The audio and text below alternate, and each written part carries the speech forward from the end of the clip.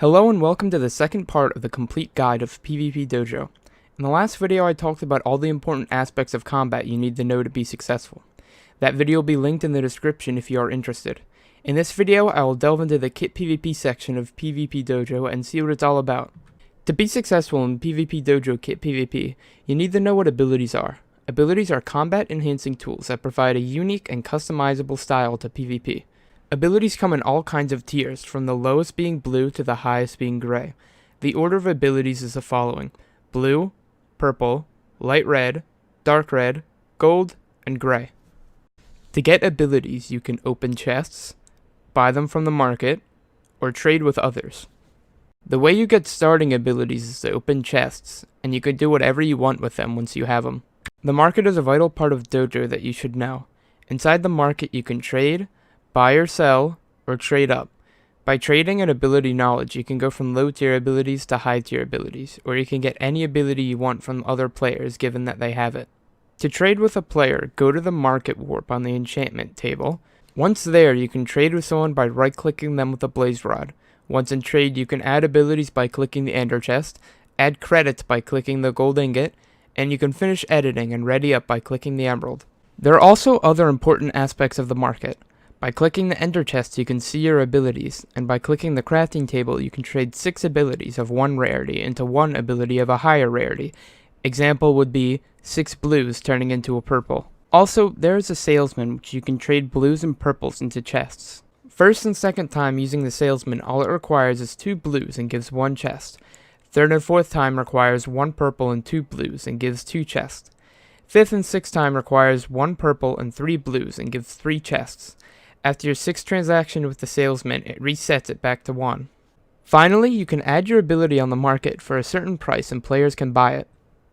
By clicking the ender chest and clicking what ability you want to put on the market and typing a price, you can enter your ability to the market and wait and hope for it to be bought for credits. Now that you have an understanding of what abilities are, you need to know how to use these abilities.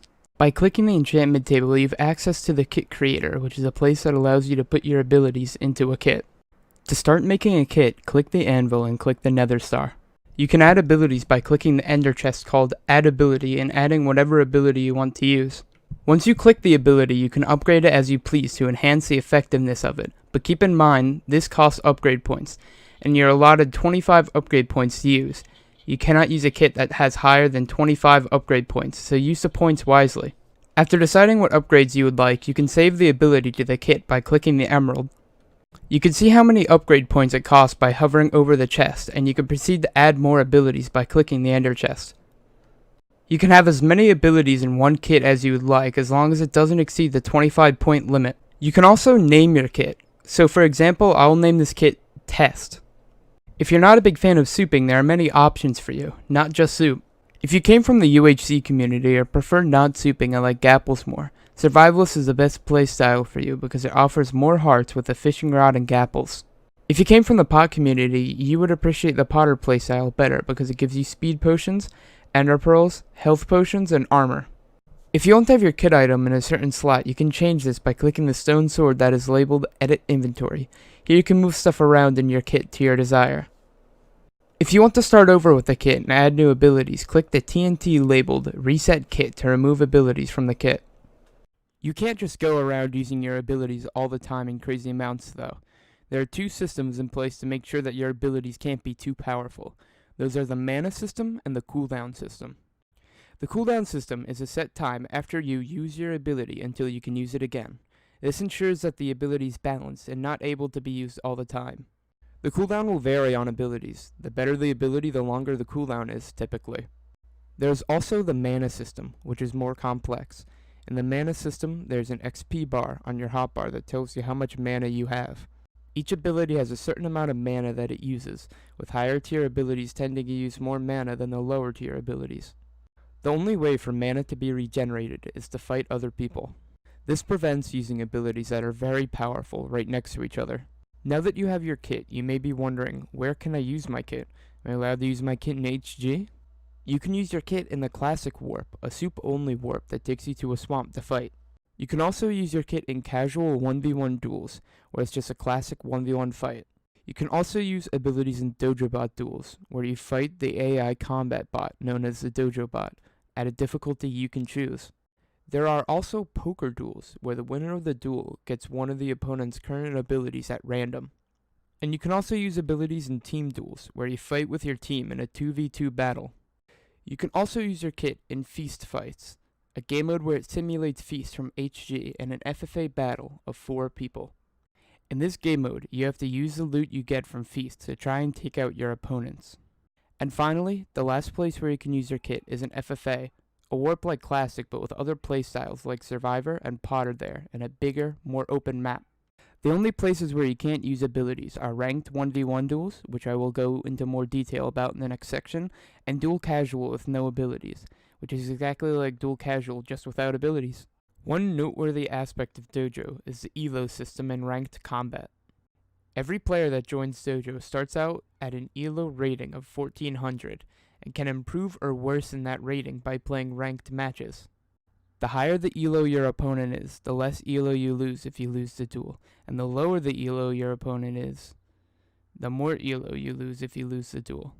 This applies in the same way with winning. If you beat a player with higher elo than you win a lot of elo, but if you beat a player with lower elo than you only win a tiny bit of elo. If you continue to win ranked matches and get high enough elo, you can make it up on the leaderboard of best players of KitPvP. One final thing to note about KitPvP is challenges.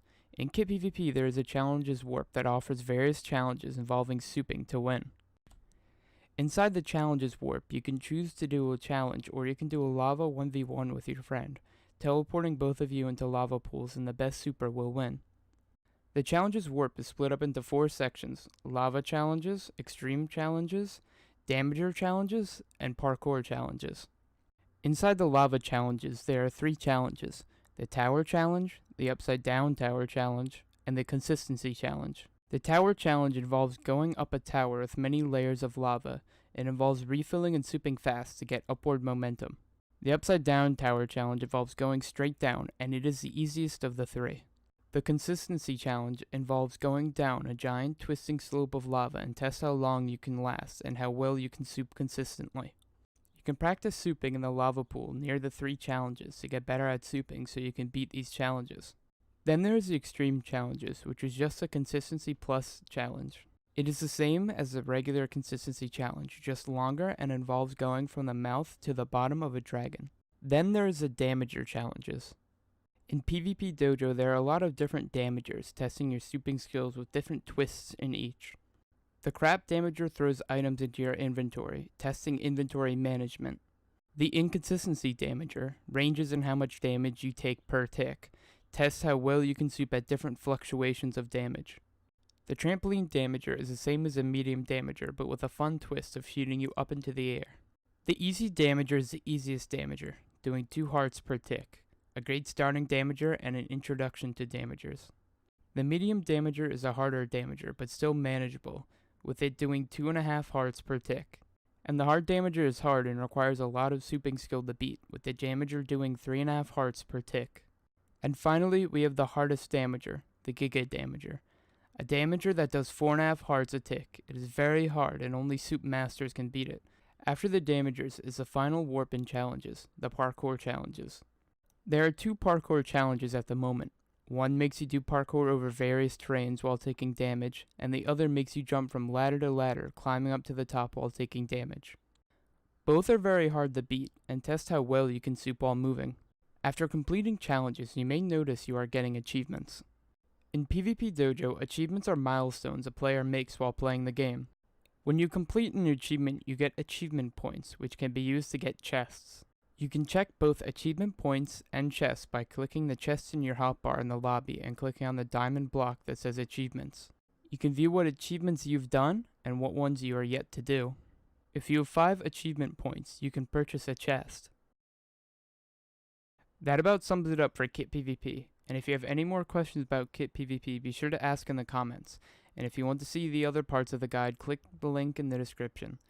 After knowing everything about KitPvP, it's time to move on to hardcore games.